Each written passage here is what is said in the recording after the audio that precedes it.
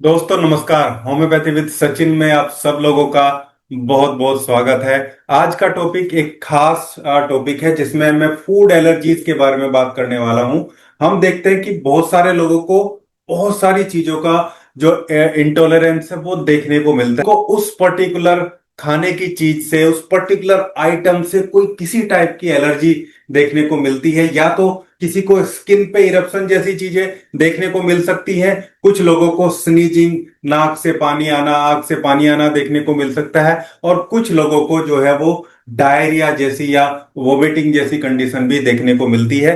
ये सब इस पर्टिकुलर आइटम का इंटॉलरेंस ही उसमें रहता है। इसकी बहुत अच्छी होम्योपैथिक मेडिसिन आप लोगों को बताने वाला हूं। बिल्कुल अलग अलग प्रिसाइजली आपको मेडिसिन बताऊंगा जिनके रिजल्ट बहुत अच्छे हैं। वैसे तो मेडिसिन और भी बहुत सारी हो सकती है, लेकिन ये वो खास चुनिंदा मेडिसिन होती है जो स्पेसिफिकली की नोट्स पे सजेस्ट की जाती हैं, और इनके बेहतरीन रिजल्ट हमें इन एलर्जीज में देखने को मिलते हैं। तो वीडियो को स्टार्ट करते हैं। वीडियो को अंत तक देखिएगा, एक एक मेडिसिन को नोट डाउन करते चलिएगा। जो भी सिम्टम, जो भी समस्याएं आपको किसी पर्टिकुलर फूड आइटम से होती है, जिस आइटम से, उसके बारे में आप देख सकते हैं। सभी कुछ तो नहीं, लेकिन मैक्सिमम वो चीजें जो हम रोजमर्रा के जो है अपने डेली प्रैक्टिस में फेस करते हैं एज ए फिजिशियन, वो सब चीजें मैंने आपको इसमें बताई है। तो एक एक करके मैं आपको मेडिसिन जो है वो डिस्क्राइब करता हूँ। सबसे पहली जो मेडिसिन है वो है व्हीट एलर्जी, यानी कि गेहूं से या गेहूं से बनी चीजों से एलर्जी। हालांकि सीलियक डिजीज में भी ऐसा देखने को मिलता है, लेकिन फिलहाल हम उसकी बात बिल्कुल नहीं कर रहे हैं। हम गेहूं से जो है एलर्जी की बात कर रहे हैं। इस सिचुएशन में सोराइनम बहुत अच्छी मेडिसिन है। सोराइनम को पेशेंट को जो है वो देना चाहिए। और सोराइनम को यूज कैसे करेंगे, देंगे कैसे, वो भी इंपॉर्टेंट है। सोराइनम को आप ऐसे पेशेंट को जिसको फूड की एलर्जी है, उसको 200 पोटेंसी में आपको लेना है सोराइनम को, और इसकी वीकली डोज देनी है।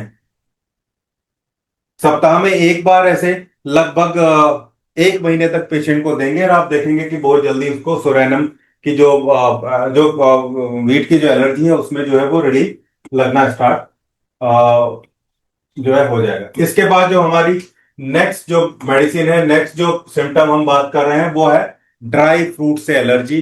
ड्राई फ्रूट किसी भी, ज्यादातर जो है एलर्जी बादाम से होती है लोगों को, और अखरोट से होती है। इसके अलावा भी हो सकती है। ऐसे लोगों को लाइकोपोडियम लेना चाहिए। लाइकोपोडियम 200 पोटेंसी, इसको सप्ताह सप्ताह में एक बार लेंगे, सीधे जीभ पे बूंदे डाल लेंगे। और परसेटिला 30 पोटेंसी सुबह शाम गोली में बनाएंगे तो 4 4 गोली, बूंद में लेंगे तो 2 2 बूंदे सुबह शाम दिन में 2 बार कुछ दिन तक लगातार इन दोनों मेडिसिन को लेंगे तो आप देखेंगे ड्राई फ्रूट से जो एलर्जी है वो बहुत जल्दी ही ठीक हो जाती है, क्योंकि इनमें जो इसेंशियल ऑयल्स होते हैं उनसे एलर्जी रहती है, और उसको ये बहुत अच्छे से दोनों मेडिसिन ट्रीट करती है। नेक्स्ट जो मेडिसिन है वो भी आप देखते हैं, कुछ लोगों को मिठाई से एलर्जी होती है, स्वीट से एलर्जी होती है। स्पेसिफिक टाइप की मिठाई, वो मावे वाली या उससे मतलब नहीं, हम मीठा होने से बात कर रहे हैं। ऐसे लोगों को इग्नेशिया 200 पोटेंसी देना होता है। इग्नेशिया बहुत अच्छे से चीजों को मैनेज करते हैं। ये भी डीप एक्टिंग मेडिसिन है, इसको भी ज्यादा यूज नहीं करना। इग्नेशिया 200 पोटेंसी, 2 बूंदे जीभ पे, सप्ताह में एक बार केवल जो है वो लेना होता है। ऐसे इसको भी 1 1.5 महीने तक रिपीट करेंगे, वीकली रिपीट करेंगे, लेकिन उससे ज्यादा नहीं। और आप देखेंगे कि सिम्टम धीरे धीरे धीरे धीरे जो है वो जो एलर्जी का हाइपर सेंसिटिविटी है वो रिड्यूस होनी स्टार्ट हो जाएगी, यानी कि सिम्टम थोड़े फेड होने स्टार्ट हो जाते हैं कुछ दिन बाद में ही। नेक्स्ट है फैटी फूड से एलर्जी, मतलब तेलीय चीजों से एलर्जी। फैटी फूड से प्रॉब्लम है, फैटी फूड खाया तो समस्या हो जानी है, और बहुत बुरी समस्या हो जानी है। याद रखेंगे, यहां में इनडाइजेशन की बहुत ज्यादा बात नहीं कर रहा हूं। मैं बात कर रहा हूं फैटी फूड से एलर्जिक सिचुएशन है। किसी को सर में दर्द हो रहा है, किसी को उल्टी हो जाएगी, किसी को दस्त लग जाएंगे, वो पेट फूलना, ब्लोटिंग, वो समस्या की बात नहीं कर रहे हैं। लेकिन फिर भी ये मेडिसिन उसमें भी राहत करेगी और एलर्जी की समस्या में भी राहत करेगी। ऐसे लोगों को नक्सोमिका 30 पोटेंसी की 2 बूंदे जीभ पे रात के टाइम सोते समय लेना चाहिए। और पल्सेटिला 30 पोटेंसी की 2 बूंदे सुबह शाम खाना खाने के आधा घंटा बाद जो है कुछ दिन तक लेना चाहिए।